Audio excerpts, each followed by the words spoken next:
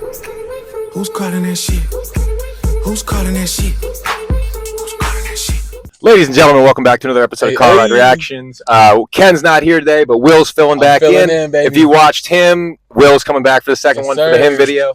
This is the show where we're the ones calling that phone. We're the ones calling that shit.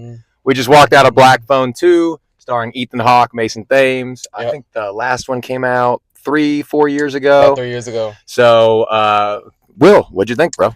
Yeah. So honestly, it was so it's classified as a horror movie, right? Right. Mm-hmm.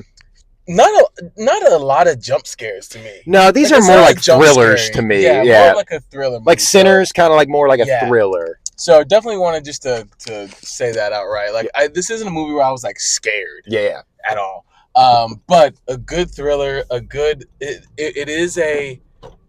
Okay, I'm gonna call it. It was about an hour and 15 minutes of just build up. Yeah. It was a ride. It was a ride. Like they're not just getting straight to it, and then a good ending climax, couple of scenes there at the end, which I think tied it well together. Yeah, 8.5. 8.5. Okay, yeah. What'd you give it on the sheet?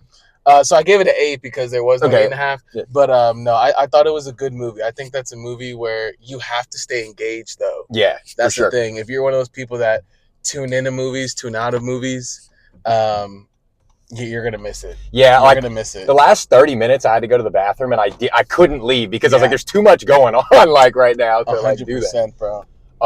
I think good. I'm gonna go 8. I won't go 8.5. I'll go 8 because I like the first one a little more. But this was a really good sequel. It was a sequel I was concerned about, like them doing the cash grabs thing, and the first 20 minutes were a little like. To me, the first 20 minutes were like a little forced to get them to the camp. Yeah. Because that's when the plot actually took place. Like when things started rolling was when they got to the camp. Yeah. But once they got there, I was like, this is good. I was like, they did a good job. They did a good job. It was more Gwen's story than it was Finn's. Correct. Which in the first one, Gwen, like, she's part of it, but really all she has like the psychic dreams to like show where the body's in to help them find Finn. But she's not like she's integral in that sense, but she's not like as big as Ethan Hawke and Mason Thames are, which I think Mason Thames is a star, bro. I think he's gonna be a future star, man. That kid's like 20. Really? Yeah, he's young, man. He's young. Because when I saw him in How to Train Your Dragons, I was like, oh, this is the kid from Black Phone. And then when I like Googled it, and when How to Train Your Dragons came out, I think he was 19. So he can't be older than 20 right now, and I think that kid's a star, man. In fact, I saw an interview where he was saying he wants to play Robin next to Batman in one of these DC movies. I'm going to make a post. I saw your post. I'm going to make a post about which Robin he should be because I have some thoughts.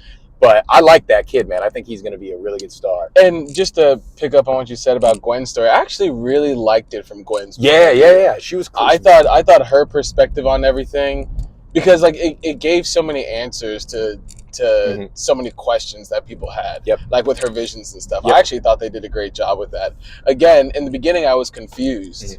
Because I was like, wait, like where are we going with this? Like, you know, like what are these weird camera angles? But no, it was the right call. Like the direction they took it in was the right call. The camera angles and the fuzzy cameras to like differentiate the dream. Like the more movies I see, the more I like notice cinematography, things like that. I was like, what a cool way for them to go from, because like when it would unfuzz and you knew she woke up, I was like, what a cool tool they used for the like, narratively for that.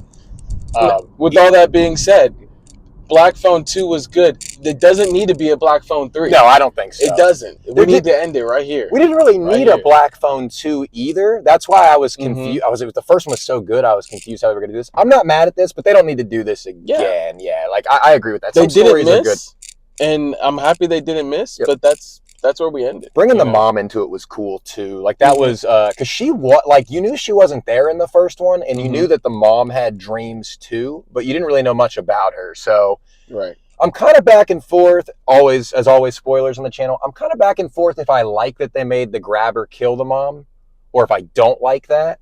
I think it was cool. I think it was a good way to like make a twist, and like my jaw literally dropped when they said that. I'll have to sleep on that, whether I think that was a good or a bad decision, but it was interesting. It caught me in the moment for sure. Why wouldn't you think it was a good decision?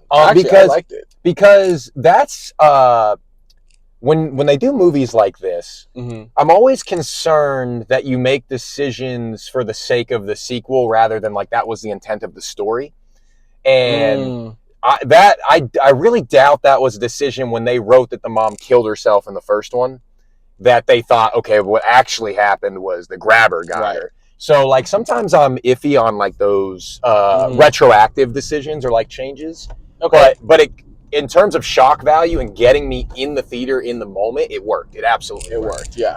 I may wake up tomorrow and be like, I was tripping. That was definitely a good call. I thought it was a good call. It was great. It was definitely a mind fuck. It was. I don't know if you could see like my jaw literally dropped. I was like, what? Like that's what happened. I thought it was a good call. Yeah, you're probably right. I'll probably wake up tomorrow and be like, that was sick. But I did think to myself, do I like that or am I just shocked in the moment? You know, and this has nothing to do, like, this doesn't take away with the score of the movie for me at all, but, like, I almost wanted more Ethan Hawke. Yeah. You know, I felt like he was obviously, the grabber. He was obviously a character, but he's just such a great actor. His role was, he didn't really have a major, he didn't really have any major lines. He wasn't really speaking much in this one, but I'm just such an Ethan Hawke fan. I wanted more. I wanted him to have a little bit more prominent role, but he was a badass regardless, without saying much. It was interesting to watch, because usually when you watch a horror franchise, like people are supernatural or they're slashers or they're just like a murderer or whatever. It was interesting. In the first one, he's a kidnapper, normal guy. Right. This one, he's like a supernatural demon's not the right word, but like spirit, and I think to your point, Freddy Krueger. I think they withheld him to make it feel more supernatural, because for a lot of people that saw the first one, I think that was the question, was like, okay, like obviously there is an afterlife in this universe, but like how is he going to come back? Right. So I think they tried to withhold him, because he really wasn't in the first like hour of it, I would say. No, he wasn't there much. And I think they just did that to build suspense, to keep you wondering, like, okay, is he coming back? Like, how is he going to come back? Like, let's keep him as creepy as possible. We never even saw his face, which was crazy, because in the first one, you could... I think that mask is iconic, actually. I do like that mask a lot. The mask, that's a good one. But I think there was... Oh, I guess they fixed my gate, so I have to go in the other way. I'm curious if that was something they did intentionally for that reason, just to make it like more supernatural, or maybe Ethan Hawke was busy and they only had him for so long. Like they only had him for a week. Yeah, like when they did the first one, there was a Marvel show, Moon Knight, that Ethan Hawke was the villain in, and he was kind of like a cult leader. And he did a good job. Like, I felt like when I saw Black Phone 1, I was like, damn, he did a good job of transitioning that like cult leader villain into like this like psycho villain. So I wonder if he had something else going on that they were trying to shoot, and they only had him for a limited time. But he was good in this one. I was confused why he wanted Gwen so much rather than Finn, like actually getting revenge on Finn. Like, I know he wanted to, but some people and some villains just think that's the worst way to do it, is to keep you alive and to take someone away from you. So. I didn't even think about that. Like, why wouldn't you go for the person that killed you to get revenge? Because he did say at the beginning, like, you made me kill my brother, because his brother was the one in the first one that caught on to him, was like, oh wait, my brother's the grabber. Right. And he had to kill his brother. So I understood that part of it, but I didn't get why. There was a couple times he could have just outright killed Finney, I felt like, and he didn't do it. And he definitely, let's be real, he definitely had the opportunity at the end. Yes, when he was strangling him, he definitely could do it. Yeah, he definitely could. I was like, oh, it's over for him. Yeah. But, for the sake of the movie, you have to have the right ending, but he could have taken him out. It was like it's like if I had to give an excuse to the writing there, it's like he wanted him to watch the sister die first before he took him out, but he definitely, I agree with you at the end. He could, if he really wanted to at the end there, he could have taken him out. He had opportunities. But who was your show stealer in this? So not like I always like to ask Ken this question, like not necessarily a main character, but who was like the show? Who was somebody that was a good character in this that wasn't necessarily a main character? Dude, I liked Mondo. I liked Mondo, and I liked Ernesto. Mondo. Yeah, those were my two. Actually. Yeah, and Ernesto. Ernesto was a good one.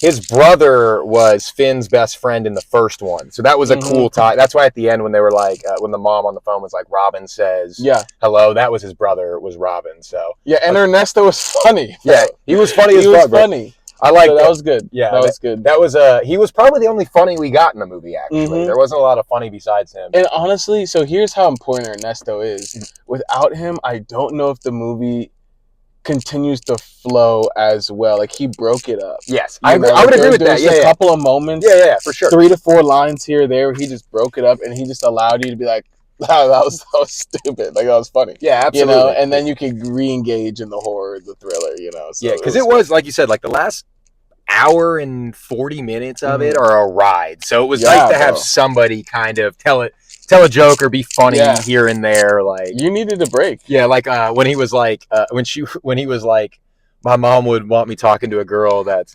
talks to Jesus, and she was like, "You think it's hot that I talk to Jesus?" He was like, "Yeah." Call him Jesus. It'd be hotter if you called him Jesus. Yeah, shit like that was funny.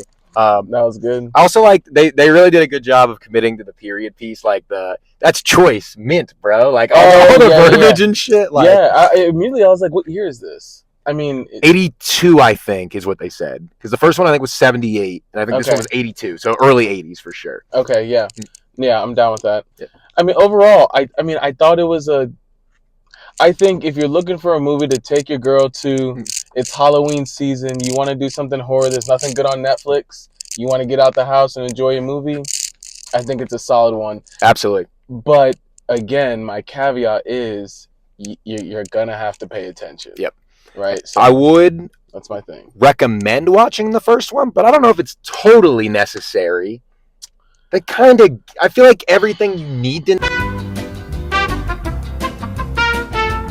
Hey guys, real quick. While I was editing this video, I realized we had some technical difficulties. Part of the video was clipped out. What you were watching there, I was just about to say, I don't think you really need to see the first one for the second one, and then we were going into trailers. So sorry about that. That's why that was a little off right there. But going back into the video now. All right, guys. Sorry about that. Last one. We're about to get out of here, though.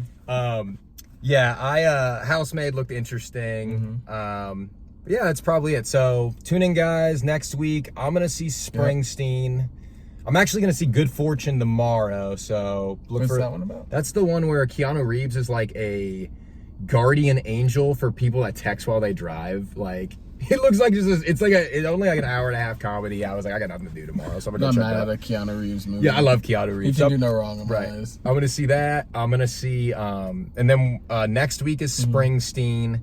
I feel like there's something the same week as Springsteen and the week after that, but November is Predator Badlands on November 6th and then Running Man on the 13th, and I'm pumped for both of Running those. Man. So Springsteen's just a documentary. Springsteen's a biopic, kind of like that'd be pretty sick. Yeah, it's Jeremy Allen White's playing Springsteen. Yeah. I'm excited to see how he does with that. Actually. We don't get enough of those biopics anymore. No, not really. We should get more. I would like to get more. But I feel like they did. We were on a run and they kind of slowed those down. Yeah, because you got to do them right, and as soon as you don't do it right, everybody's down your throat for it. Yeah, like I didn't love the Bob Dylan Chalamet one. It was good, but it could have been better. But thanks for tuning in, guys. Yep. Hey, the movie's worth it to go see. Go check it out. Go see that shit. It's a good Halloween movie, y'all. It's for the season. Thanks for tuning in. Will, thanks for joining again this time, Absolutely. bro. Welcome we'll back do it whenever. Again soon. Absolutely. Later, y'all.